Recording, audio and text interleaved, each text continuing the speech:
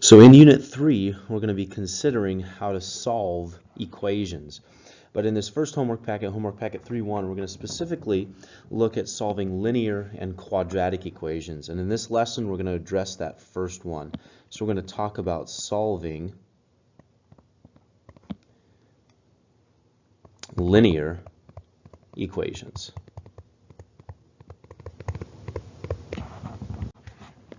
So here's the first example of a linear equation that we want to solve. We want to solve this equation here for the one variable, x. Now the question is, how do we go about that? One thing I recommend is doing any distribution that you see on each side first and then combining like terms. So for this one, I'm going to take my 4 and distribute it in. 4 times 3x is 12x. 4 times negative 8 is negative 32. So I've got 12x minus 32. I still have this plus 2, and it all equals 73. Okay? So now that I've done that, I want to combine terms on either side that I can. So I look at this negative 32 plus 2, and I'm going to rewrite this as 12x. What is negative? Got to make sure I see that negative there. Negative 32 plus 2 is negative 30, equals 73. So everything is pretty well simplified on each side. Now the goal is to peel everything away from the x possible. I want to get as much as possible away from the x. Well, really, I want to get everything away from the x so that I have x equals. To do that, I'm going to add 30. So that gives me a 12x is equal to, I believe that's 103. And then the only thing left is the x is being multiplied by 12. So I first looked for if there's anything I could add or subtract away. That's what I did with the 30. Now I'm looking for, is there anything I can multiply or divide away? And I have this 12 right here that's being multiplied by the x, so I'm going to divide it away. So I'm left with x is equal to 103 divided by 12. Now in the directions of the homework packet, it does say to leave as an exact solution. Don't get any decimal approximations. Okay, so no decimal approximations means that we want to keep it as an improper fraction. And working through and trying to figure out if there's anything that this can reduce to, the only numbers that go into 12 are 1, 2, 3, 4, 6, and 12. And I don't believe any of those go into 103. So this is already in simplest form. So here's our solution to that original linear equation. X equals 103 divided by 12. There's two other contexts that you'll see solving linear equations in, and here's the first of those two.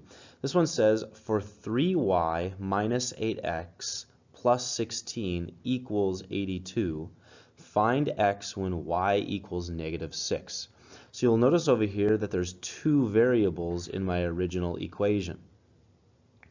Well, because of that, notice the statement over here. It says find x. So x is what I'm going to solve for. The only way I can do that is if I know what y is. And I do know what y is. It's negative 6. So I'm going to plug negative 6 in for y. So it's 3 times negative 6 minus 8x plus 16 is equal to 82. So going forward with solving this, I've got my 3 times negative 6 here, which is negative 18, minus 8x plus 16 equals 82. Now I see a negative 18 and a 16 over here, so negative 18 plus 16, I'm going to still have my negative 8x, but negative 18 plus 16 is negative 2. And that is equal to 82 over here. So I don't believe there's any simplification left to do on this side of the equation, so I'm going to go ahead and now start peeling things away from the x. Is there anything to add or subtract away? Yes, the minus 2. I'm going to add 2 to both sides to undo it. So that's negative 8x is equal to 84. Then I ask, is there anything I can multiply or divide away? And there is, the negative 8. So I'm going to divide negative 8 away from the x. So x is equal to 84 over negative 8. Now, I know that I can simplify 84 over negative 8. I believe 4 goes into both of those.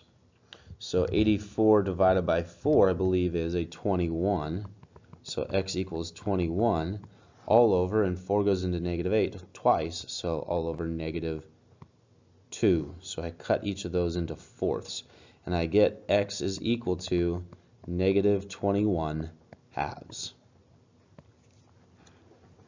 So there's the solution for x for that equation when y is equal to negative 6. The last context that you're going to see solving linear equations in is in this function notation context. That's what we've been working on a little bit from Unit 2. You'll notice we have this. For f of t equals 12 times 3t plus 4 minus 19, we're supposed to find t when f of t is equal to 54. Now we've got to be careful here because it's not asking us to plug 54 in for t like we're used to.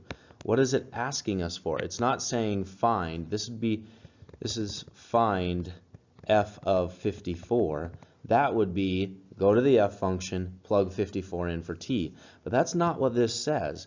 It doesn't say f of 54. It says f of t equals 54. This statement right here is like saying find t when y equals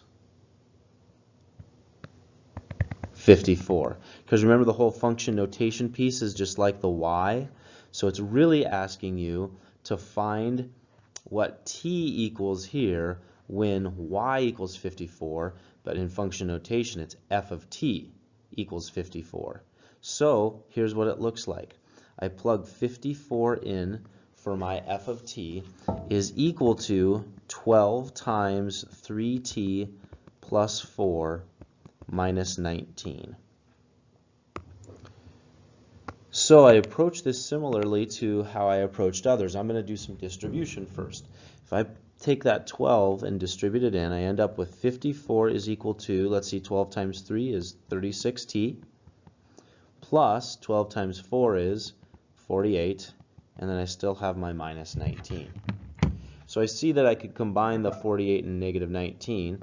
So that's 54 equals 36t. Let's see, 48 minus 19 is going to be a plus 29.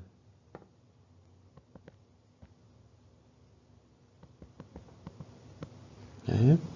So that finishes simplifying everything up over on the right-hand side. So what I'm now going to do is I'm going to subtract 29 from both sides. Because I'm first asking, is there anything to add or subtract away from the t? There is. So 54 minus 29 is getting 25. So I end up with 25 is equal to 36t. Now I ask, is there anything I can multiply or divide away? There is. I can divide the 36 away. And I end up with t is equal to 25 over 36. 25 over 36. Good. So the question then is, can that 25 over 36 be reduced? The only thing that goes into 25 is 5, and 5 doesn't go into 36, so that can't be reduced. We end up with a solution of t equals 35 over 36 when f of t is equal to 54.